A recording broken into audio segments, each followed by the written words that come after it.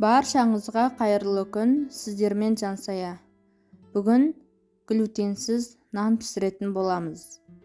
Көтерілген, арасы жұмсақ, толық піскен. Сіздер де жасап көріңіздер. Менің каналыма тіркелуді ұмытпаңыздар.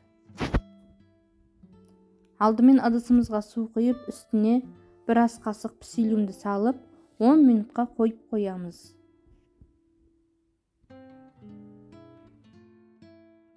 Құрғақ заттарымызға жасыл гречка ұны, зығыр ұны, тұз, разрыхлитель, содамызды салып араластырамыз.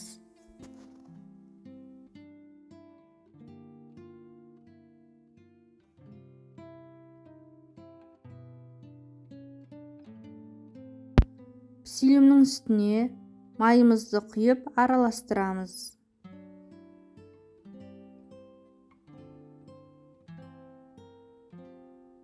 Құрғақ заттарымызды салап араластырамыз және қамыр илейміз.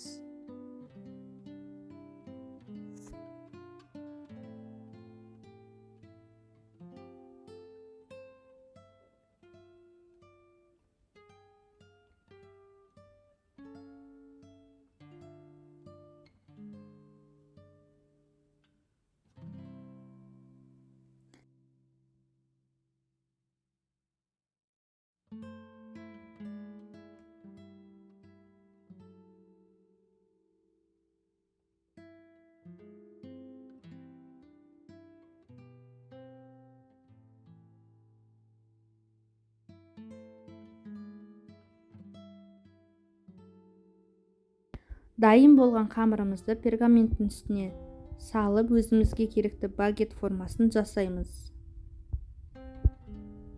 Қолымызды сулап аламыз.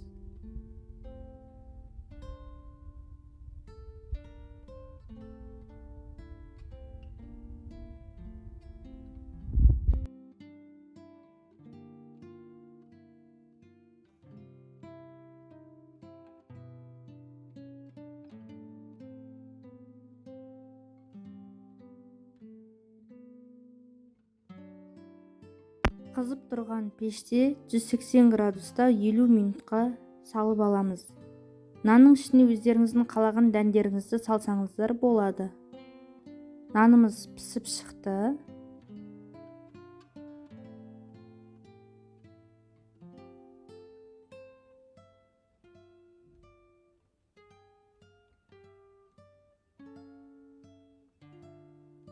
Көріп тұрғандарыңыздай нанымыздың ортасы құрғақ және кәдімгі бидай ұнынан жасалған наннан айырмашылығы жоқ. Сіздер де жасап көріңіздер, бір жасағаннан шығатын рецепт.